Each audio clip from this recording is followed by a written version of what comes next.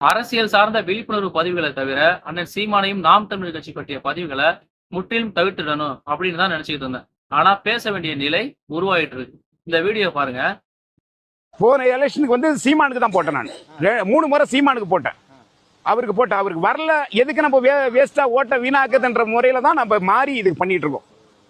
இந்த வீடியோல அவர் என்ன சொல்றாரு அப்படின்னா, அண்ணன் சீமானுக்கு 3 முறை ஓட்டு போட்டேன், அவரு வரல, அதனால மாற வேண்டியிருக்கு அப்படின்னு சொல்றத பார்க்க முடியுது.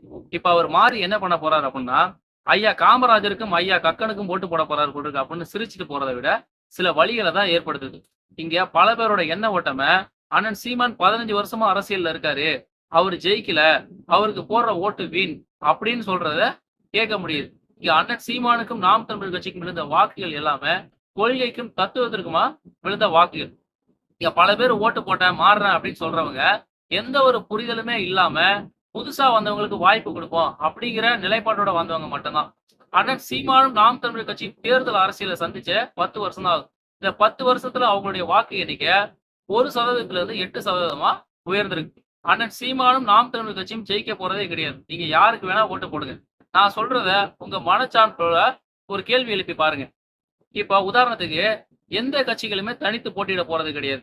கூட்டணியோட தான் போட்டிடுவாங்க. அப்படி கூட்டணியோட போட்டியிடுற கட்சிகள் எல்லாமே 1 கோடி வாக்குகள் வாங்குது அப்படின்னு வச்சுப்போம். இந்த 1 கோடி வாக்குகளுமே ஓட்டுக்கு காசு வாங்காம, இலவசத்திற்காக இல்லாம, சின்னங்களுக்காக இல்லாம, தனி மனித முகத்துக்காக இல்லாம, ஜாதிக்காக இல்லாம, மதத்துக்காக இல்லாம, அந்த தொகுதி வேட்பாளர் யாரு, அவர் நல்லவரா கெட்டவரா அப்படின்னு முடிவு செஞ்சு விடுற வாக்குகளா அப்படின்னு நீங்க கேள்வி எழுப்புங்க.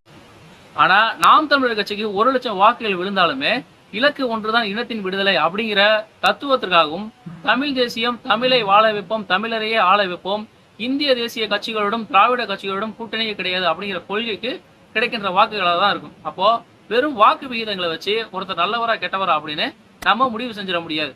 இங்க அண்ணன் சீமான விமர்சனம் பண்ற எல்லாருமே அவர் என்ன பேசுறாரு அப்படின்னு முழு வீடியோக்களை பார்க்காதவங்கள தான் இருப்பாங்க. ஆனா அவரை ட்ரோல் பண்ற வீடியோ மட்டும் எல்லாரும் பார்த்துருவாங்க. சரி, அப்ப அண்ணன் சீமானை எப்பதான் நம்ம நம்ப கூடாது?